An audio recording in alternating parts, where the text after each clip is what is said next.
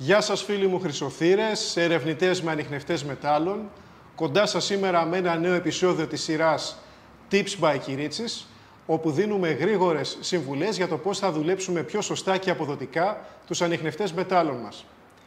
Γιατί στο δικό μας το κατάστημα δεν στεκόμαστε μόνο στα μεγάλα λόγια και τη διαφήμιση, βοηθάμε για το χειρισμό, βοηθάμε για τις άδειες κατοχής και χρήσης, για οτιδήποτε αφορά τους ανιχνευτές μετάλλων. Και η σειρά Tips by Kyritsis έχει αυτό το μοναδικό κλειδί. Αν θα πατήσετε επάνω του, τότε θα δείτε όλα τα επεισόδια της σειράς για να επιλέξετε το κατάλληλο για εσάς. Στο σημερινό επεισόδιο δεν θα δώσουμε μία συμβουλή για τα μηχανήματα, αλλά 24. 24 συμβουλές, οι οποίες αφορούν τόσο τους νέους χειριστές, όσο και τους πιο προχωρημένους. Και αυτές τις 24 συμβουλές τις έχω δουλέψει μαζί με έναν παλιό φίλο και πελάτη μου, τον Ηρακλή, με τον οποίο έχουμε κάνει και 3 παλιότερα επεισόδια Q&A. Θα ξεκινήσουμε λοιπόν μία προς μία και θα έχει πολύ μεγάλο ενδιαφέρον. Και θέλω να ακούσω και τα σχόλιά σας. Ξεκινάμε, Γεωργία. 1. Όταν βγαίνουμε για έρευνα, πρέπει να ξέρουμε τι θέλουμε να ψάξουμε για να κάνουμε τις σωστές επιλογές. Α. Μεμονωμένο νόμισμα, κόσμημα, μικρά τιμαλφή. Β. Κασόνια, πιθάρια, κυβότια. Έτσι θα έχουμε μαζί μας το κατάλληλο εξοπλισμό για την περίπτωση. Α. Ποινίο 20 kHz, διαμέτρου 22,5 εκατοστά, με υψηλές συχνότητες 20 kHz, σε λειτουργία για όλα τα μέταλλα. Β. Ποινίο 34 και άνω εκατοστών, με χαμηλή συχνότητα 5 kHz, σε λειτουργία για όλα τα μέταλλα. Και βέβαια, μιλώντας για συχνότητες, οι νέοι, όσοι δεν γνωρίζουν τι σημαίνουν συχνότητες ανιχνευτές μετάλλων, τους παραπέμπω σε ένα παλιότερο επεισόδιο Q&A για τις συχνότητες. Ποια είναι η καλύτερη συχνότητα ανάλογα τη χρήση την οποία θέλουμε να κάνουμε. Επίσης, έχω και ένα άλλο επεισόδιο το οποίο περνάει και αυτό το thumbnail από μπροστά σας για τον καλύτερο ανιχνευτή και τον πιο κατάλληλο δίσκο. Τι σημαίνει το μέγεθος του δίσκου στην έρευνα.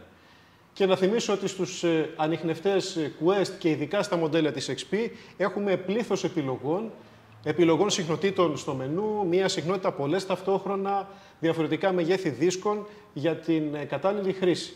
Πάμε στη δεύτερη συμβουλή, Γεωργία. 2. Για να ερευνήσουμε σωστά ένα χώρο, πρέπει να τον σαρώσουμε σε 2 κατευθύνσεις σταυρωτά. Παραδείγματος χάρη από βορρά προς νότο και μετά ανατολικά προς δυτικά. Έτσι θα έχουμε επιτυχία και θα ανακαλύψουμε περισσότερους στόχους. Ο λόγος είναι ότι το αντικείμενο σε συνδυασμό με τη θέση του και τη κλίση του μέσα στο έδαφος δίνει διαφορετικό ήχο και νούμερο στον ανιχνευτή. Ανάλογα την κατεύθυνση που κινούμαστε και πώς βλέπει την επιφάνειά του στόχου ο δίσκος.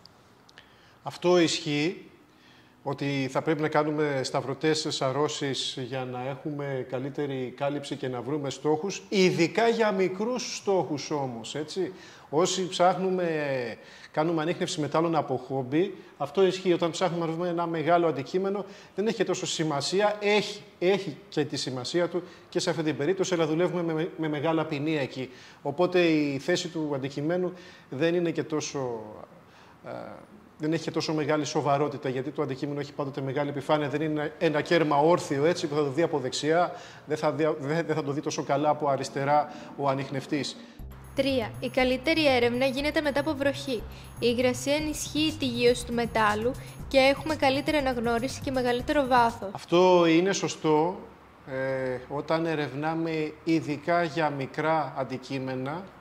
Βοηθάει στη γείωση. Όταν έχουμε όμως ακραία βάθη και πολύ μεγάλα αντικείμενα, θα προτιμούσαμε η επιφάνεια του εδάφους να μην είναι περισσότερο νοπή από το υπέδαφος. Έτσι προχωράμε και στην επόμενη συμβουλή, στην τέταρτη. 4. Ο ήχος πάει βαθύτερα από τις ενδείξεις της οθόνης. Ο ήχος είναι πιο αξιόπιστος για την αναγνώριση του στόχου από τους αριθμούς που εμφανίζονται στην οθόνη. Με τον ήχο θα ανακαλύψεις περισσότερα ευρήματα.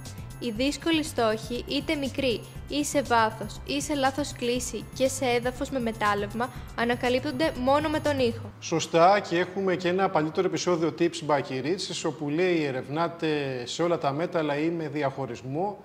Και αυτό σημαίνει ότι θα πρέπει να δίνουμε περισσότερο βάση στις ηχητικές ενδείξεις.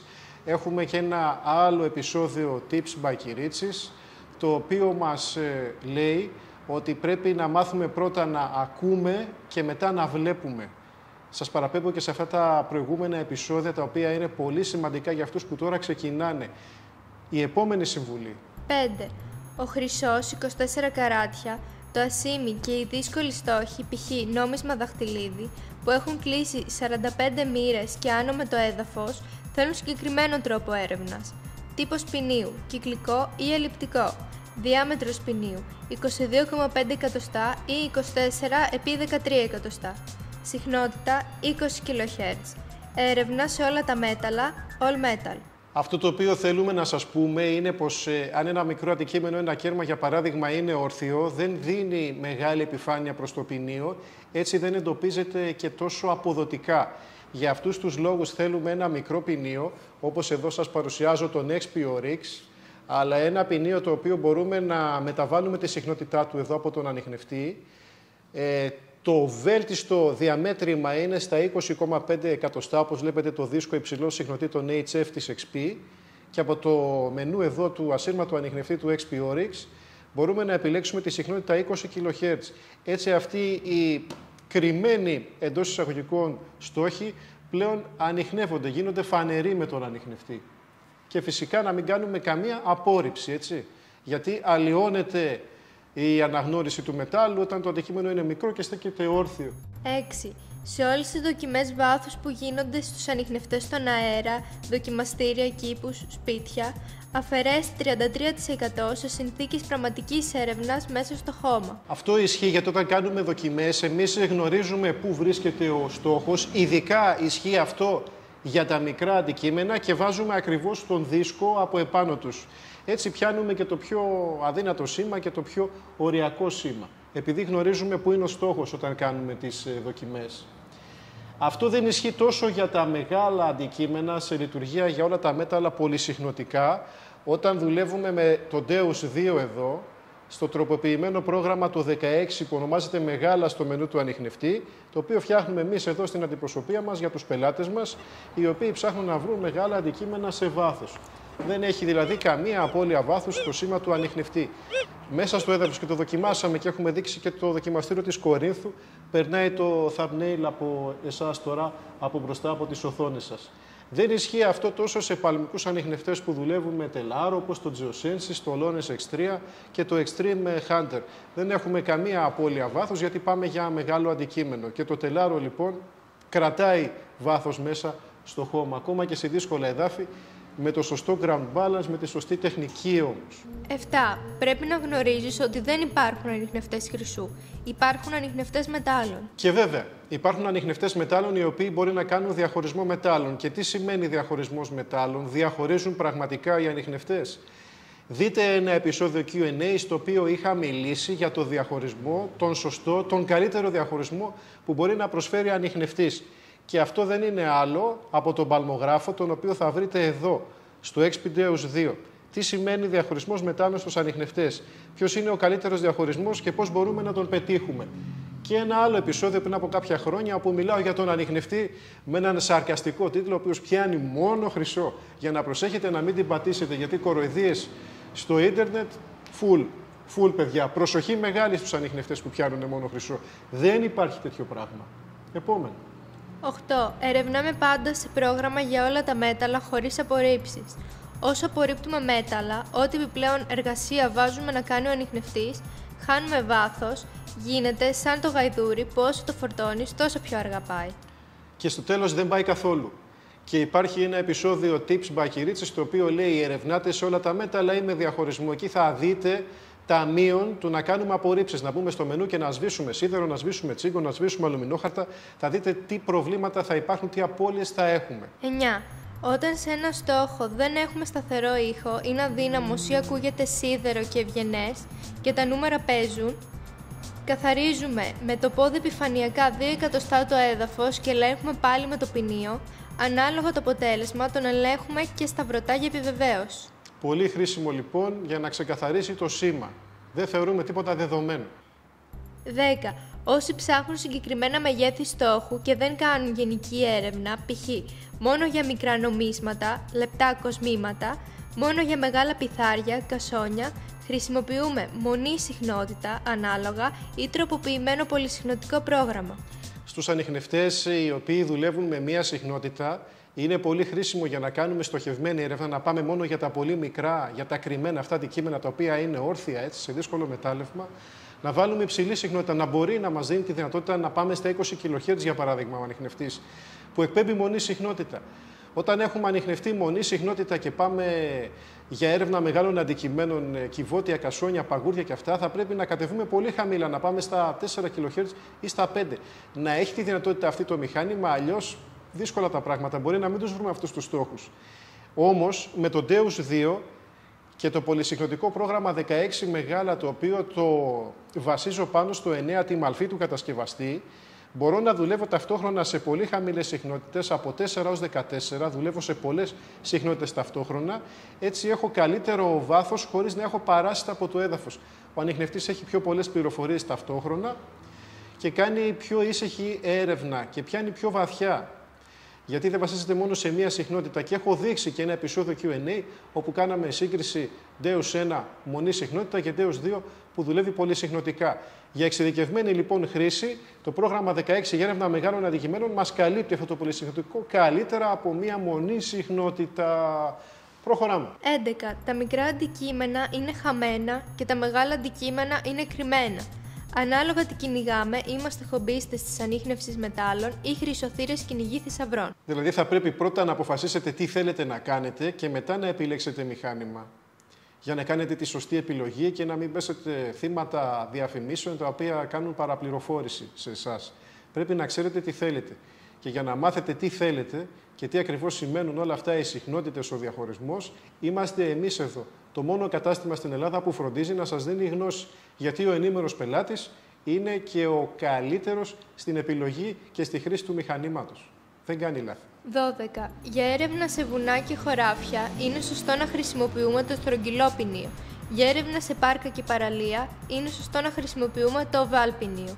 Όταν έχουμε λοιπόν πολλά σκουπίδια, είναι προτιμότερο το ποινίο να είναι ελλειπτικό για να έχει πιο στενή δέσμη, να μπορεί να κόβει το στόχο μέσα σε πολλούς άλλους στόχους. Και όταν ο στόχος είναι πολύ μικρός, πάλι εξυπηρετεί και ένα oval ποινίο, όπως στην παραλία το προσδόκιμο είναι κάποιο μικρό αλυσιδάκι, κάποιο μικρό κόσμημα. 13. Στους ανιχνευτές μετάλλων XP και Quest τοποθετούνται δίσκοι DD ευρείας άρρωσης επειδή διαπερνούν βαθύτερα το έδαφος που έχει βαρύ μετάλλευμα.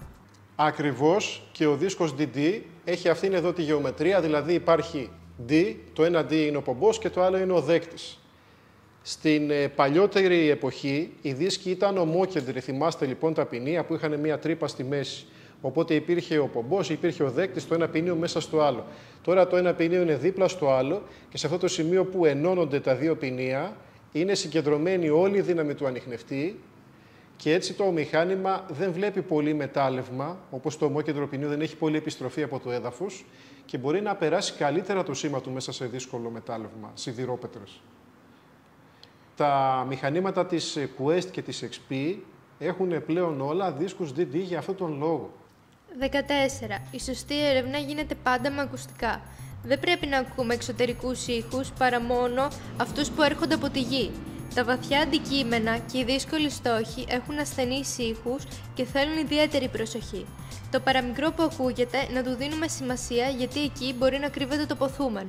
Αυτός είναι και ο λόγος που ακόμα και στους πιο οικονομικούς ανιχνευτές μας, όπως τον Quest Q35, θα βρείτε ασύρματα ακουστικά. Γιατί τα ακουστικά μας απομονώνουν από το περιβάλλον και ακούμε και το παραμικρό. Όταν, ας πούμε, ψάχνω στο βουνό και το θρώισμα από τα φύλλα των δέντρων μου αποσπάει την προσοχή, θα χάσω στόχους. Όταν ψάχνω στην παραλία και ο κυματισμός της θάλασσας, ο αέρας μου αποσπάνει την προσοχή, θα χάσω στόχους. Ακόμα και στο Q35, λοιπόν, έναν ανιχνευτή 360 ευρώ, ο οποίος είναι δυνατός σε χαρακτηριστικά, ο καλύτερος οικονομικός ανιχνευτής στην αγορά, θα βρείτε ασύρματα ακουστικά για αυτόν τον λόγο. Το μόνο μηχάνημα στην τιμή αυτή που δίνει ασύρματα ακουστικά. Και στο XP Oryx εδώ έχουμε ασύρματα ακουστικά τα WSA, τα οποία σας δείχνω. Και στον XP Deus 2 υπάρχουν πολλές επιλογές, 3 διαφορετικά είδη ασύρματων ακουστικών. Στα μοντέλα της XP, στον Oryx και στο Deus, τα ακουστικά είναι χαμηλής καθυστέρησης. Αυτό τι σημαίνει? Ότι ναι μεν είναι Bluetooth, αλλά είναι ένα Bluetooth το οποίο έχει σχεδιαστεί, έχει ένα ειδικό πρωτόκολλο από την XP. Γιατί αν θα πάρετε έναν οποιοδήποτε ανιχνευτή στην αγορά και του συνδέσετε ασύρματα ακουστικά με Bluetooth από την αγορά, θα συμβεί όταν θα περνάει το ποινίο να χτυπήσει, να ακούσετε εσείς τον ήχο 8 εκατοστά μακρύτερα από το στόχο. Όταν θα περάσετε το ποινίο από την αντίθετη κατεύθυνση, θα χτυπήσει ο ήχος, θα φτάσει στα αυτιά σας άλλα 8 εκατοστά μακριά. Έτσι έχετε 16 εκατοστά απόκληση και θα σκάβετε και δεν θα βρίσκετε τίποτα. Κατά τύχη θα πέσετε πάνω από το στόχο. Αυτό λοιπόν το πρωτόκολλο είναι ειδικά από την XP. Η XP έχει σχεδιάσει το πρωτόκολλο Bluetooth των ασύρματων ακουστικών. Δεύτερον, τα ασύρματα ακουστικά της XP δεν παίρνουν τον ήχο από το χειριστήριο, παίρνουν τον ήχο, το σήμα θα λέγαμε, απευθείας από το δίσκο. Έτσι το σήμα έρχεται από την πηγή του, έρχεται άμεσα και δεν είναι αλλοιωμένο. Αυτό για να έχουμε την καλύτερη ακρίβεια και πιστότητα στο ηχητικό σήμα του στόχου. Προχωράμε. 15. Όλοι οι ανιχνευτές βρίσκουν μέταλλα. Εσύ πρέπει να φτιάξεις έναν ανιχνευτή ο οποίος βρίσκει αυτά που οι άλλοι αφήνουν πίσω. Αυτό σημαίνει ότι θα πρέπει να αναπτύξετε μια κατάλληλη τεχνική εισάρρωσης, να επιλέξετε τον κατάλληλο δίσκο, να επιλέξετε την καλύτερη συχνότητα ανάλογα με την χρήση την οποία θέλετε να κάνετε εσείς. Θα πρέπει να εξασκηθείτε να βγείτε για έρευνα για ένα χρονικό διάστημα και να σκάβετε όλους τους στόχους για να αποκτήσετε κάποια εμπειρία στην ερμηνεία των σημάτων. Να επιλέξετε έναν κατάλληλο ανιχνευτή ο οποίος θα σας δίνει καλύτερο βάθος για μεγάλα αντικείμενα. Παράδειγμα, μην πάτε σε δίσκο αν έχετε αποκλειστικά και μόνο την έννοια να βρείτε θησαυρούς. Μπορείτε να επιλέξετε μεγαλύτερα ποινία όπως το Extreme Hunter, έναν κυβωτιοδοπιστή.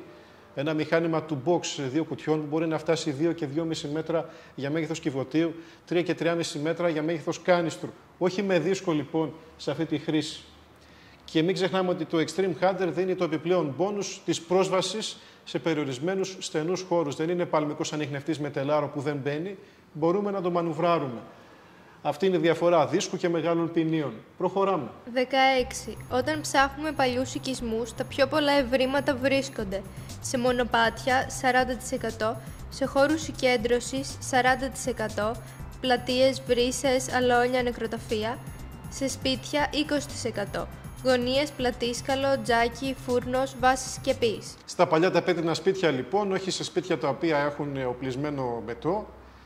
Και σας παραπέμπω και σε ένα βιντεάκι Tips by Κυρίτσης για το πώς μπορούμε να βρούμε χρυσό στα παλιά σπίτια αυτά, τα πέτρινα σπίτια, σε χωριά τα οποία έχουν ερημώσει. 17. Σε πολύ ώρες έρευνες με ανιχνευτή πρέπει να αλλάζουμε χέρι.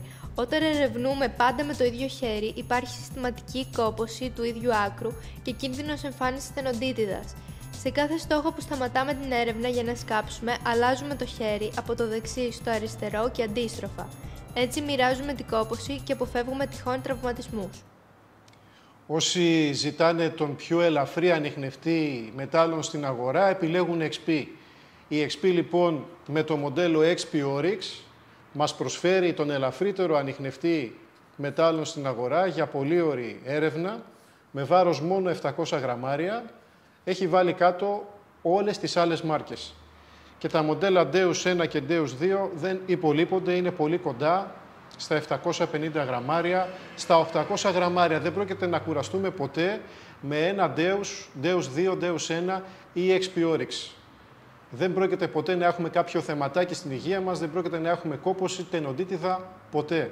18. Το μεγάλο ποινίο πάει βαθύτερα στα μεγάλα αντικείμενα και το μικρό ποινίο πάει βαθύτερα στα μικρά αντικείμενα. Εδώ σας έχω μία εικόνα σύγκρισης διαφορετικών μεγεθών ποινίου από την Quest, όπου βλέπετε τι χάνουμε και τι κερδίζουμε σε βάθος μικρού ή μεγάλου στόχου, ανάλογα τι θέλουμε να βρούμε, τι χάνουμε και τι κερδίζουμε στην ακρίβεια της αναγνώρισης, τι χάνουμε και τι κερδίζουμε στην ταχύτητα αναγνώρισης ενός στόχου, η ταχύτητα δηλαδή να βρούμε στόχους πολύ κοντά ο ένας στον άλλον, τι χάνουμε και τι κερδίζουμε στο βάρος και την κάλυψη εδάφους. Εδώ βλέπετε δύο διαφορετικά μεγέθη ποινίων από την Quest και τι κερδίζουμε και τι χάνουμε.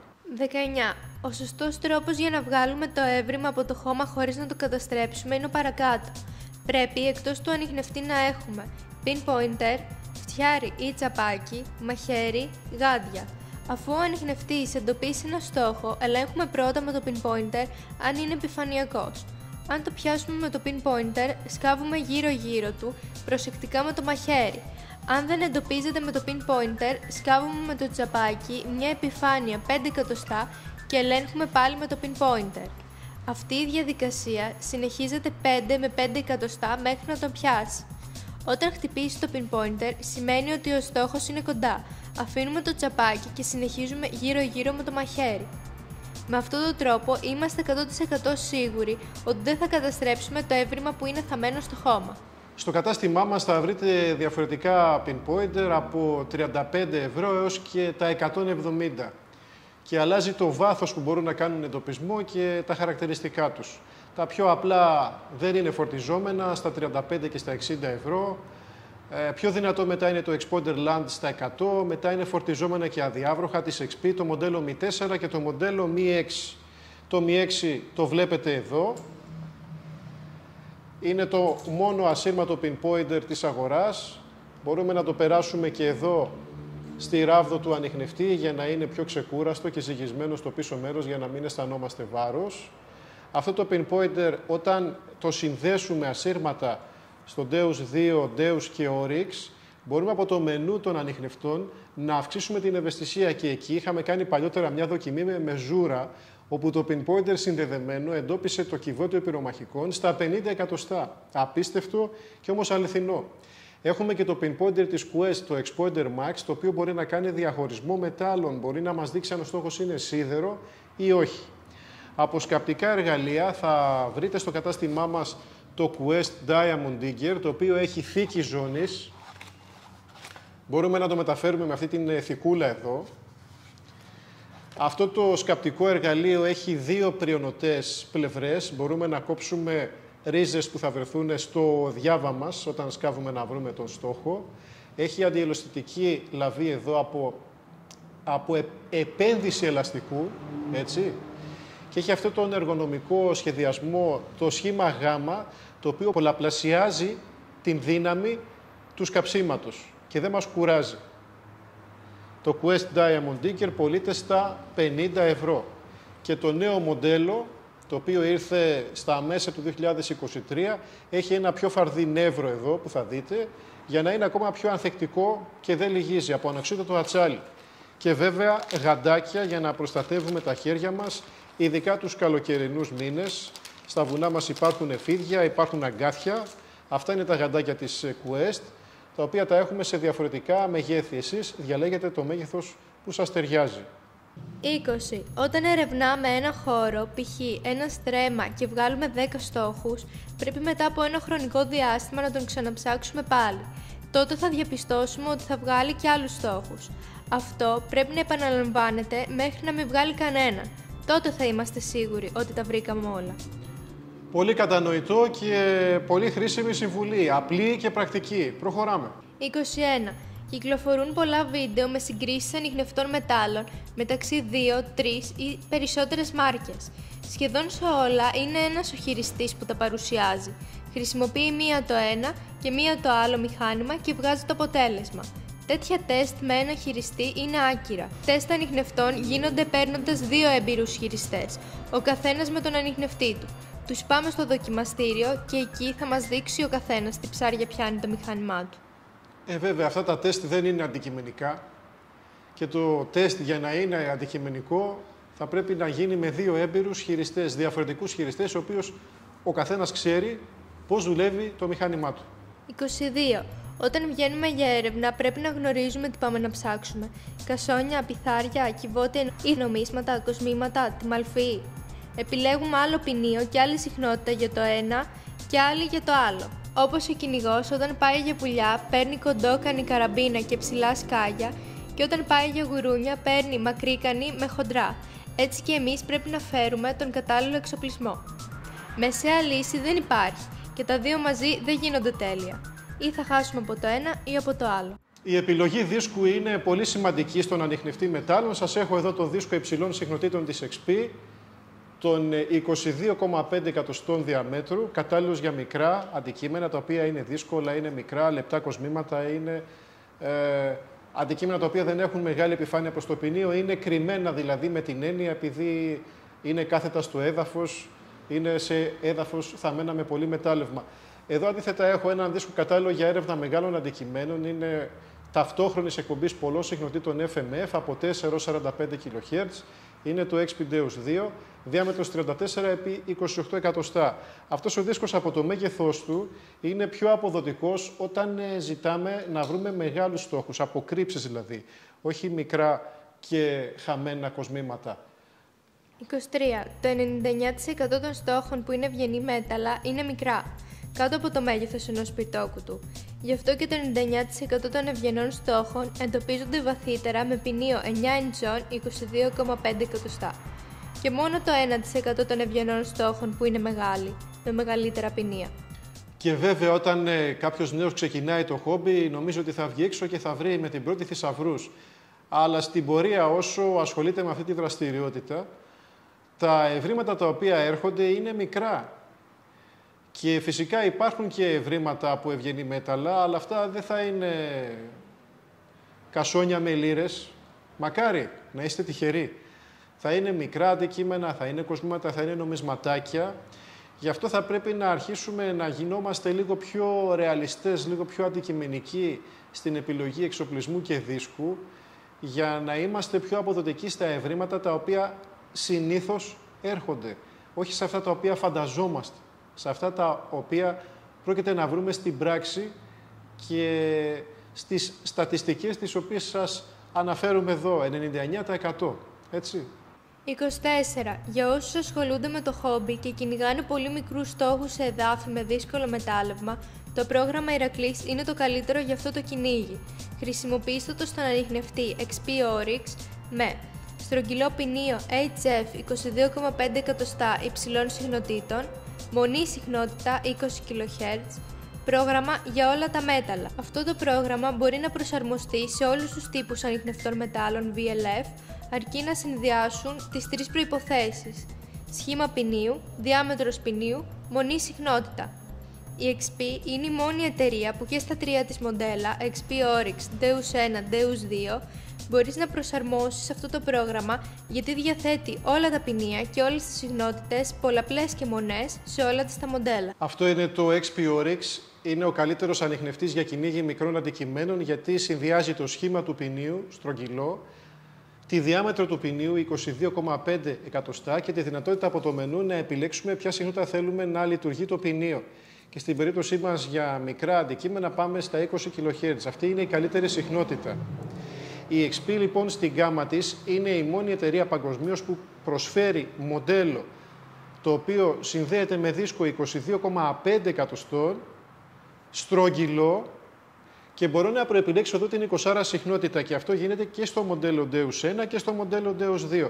Μπορούμε δηλαδή στο Deus 2 να συνδέσουμε δίσκο αυτής της διαμέτρου, τον FMF 22 εκατοστών, το στρογγυλό δίσκο, όπως τον βλέπετε εδώ στον Oryx, μόνο που είναι μαύρου χρώματος, και στην επιλογή συχνότητας να πάμε στο πρόγραμμα 7, το Deus μονοσυχνοτικό δηλαδή, και να βάλουμε συχνότητα 20 kHz, γιατί πάμε στοχευμένα για έρευνα μικρών αντικειμένων.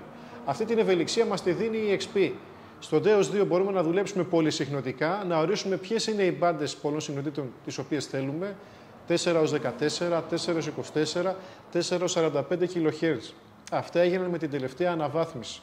Από λογισμικό 1,1 και πάνω, και το 2.0 λογισμικό, το οποίο συνδέει το Deus 2 με το Extreme Hunter.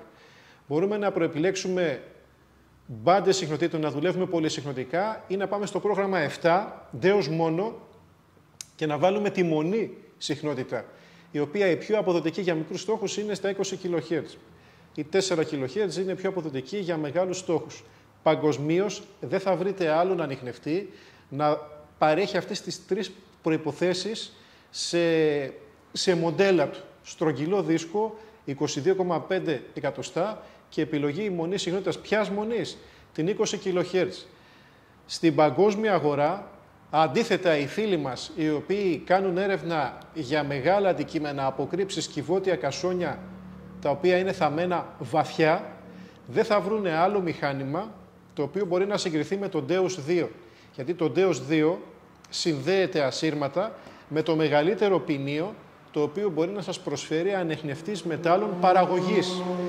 Το Expedeos 2 μπορεί να συνδεθεί με το Extreme Hunter, είναι ένας πομποδέχτης του box όπως λέγεται, δύο μεγάλα ποινία, τοποθετημένα στο 1 μέτρο και 20 αναμεταξύ τους. Αυτό το οποίο βλέπετε είναι ένας δίσκος, ο οποίος αν ήταν στρογγυλού σχήματος, θα έπρεπε να είχε διάμετρο 1 μέτρο και 20.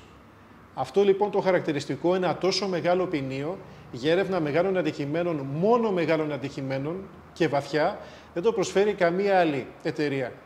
Και αυτοί οι χειριστές, οι επαγγελματίες που ψάχνουν για μεγάλους στόχους, επιλέγουν το Extreme Hunter, επειδή δεν χτυπάει καθόλου μικρά επιφανειακά αντικείμενα, ένα νόμισμα, ένα καρφί, ένα καπάκι, ένα κάλικα.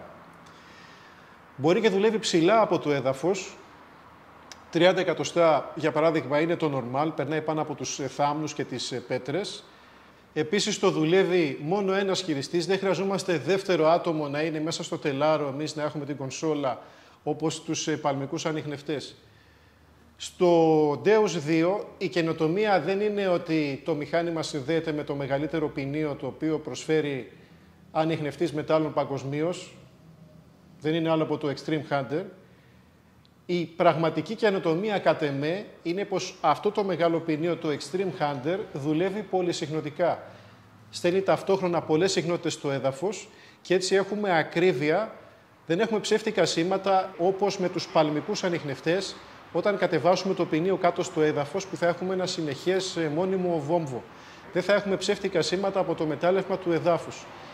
Και μην ξεχνάμε ότι είναι φύση αδύνατον στα ελληνικά βουνά να κρατάμε το τελάρο σε μια σταθερή απόσταση από το έδαφος 30 εκατοστά για παράδειγμα, για να μην χτυπάει ο ανιχνευτής. Όσοι έχουν δουλέψει με παλμικό ανιχνευτή γνωρίζουν πως αν το ποινίο κατέβει κάτω χαμηλά στο έδαφος θα έχουμε ένα ψεύτικο σήμα, θα χτυπάει το μηχάνημα συνέχεια. Αυτό δεν συμβαίνει εδώ με το Extreme Hunter. Έχουμε αξιοπιστία στα σήματα, δεν έχουμε ψεύτικα σήματα. Εάν τύχει και μας ξεφύγει το ποινίο, το τελάρο και πάει λίγο χαμηλότερα στο έδαφος. Έτσι. Οπότε, θέλω να καταλήξω ότι στην εταιρεία την οποία αντιπροσωπεύουμε στην XP, έχουμε λύσεις για όλους τους κυνηγούς. Είτε ζητάτε να βρείτε κοσμήματα λεπτά, ένα σκουλαρικάκι, ένα δαχτυλιδάκι, είτε ζητάτε κυβότια σε μεγάλα βάθη. Με το Extreme Hunter εδώ έχουμε φτάσει στο δοκιμαστήριο κυβότιο πυρομαχικών στα 2,5 μέτρα, κάνιστρο στα 3,5 μέτρα. Έχουμε λύσεις για όλους τους ερευνητές. Αυτό το επεισόδιο Tips by Κυρίτσης σας δίνει γνώση για να επιλέξετε τον καλύτερο εξοπλισμό. Σας δίνει γνώση για να μην πέσετε θύματα σε διαφημίσεις οι οποίες σας παραπληροφορούν. Από τη στιγμή που σας δίνουμε εμείς γνώση, εσείς υποστηρίξτε μας. Δώστε μας like. Εγγραφτείτε στο λογαριασμό μας για να βλέπετε τα νέα μας βιντεάκια και να έχουμε μία αλληλεπίδραση μαζί σας όσο γίνεται καλύτερη. Θέλω να ακούω τα σχόλιά σας και τις ερωτήσεις σας. Θα με βοηθήσουν να τα βάλω όλα αυτά σε μια σειρά, να επιλέξω τα καλύτερα και να φτιάξω ένα νέο επεισόδιο. Είτε Q&A, είτε Tips by Κυρίτσης.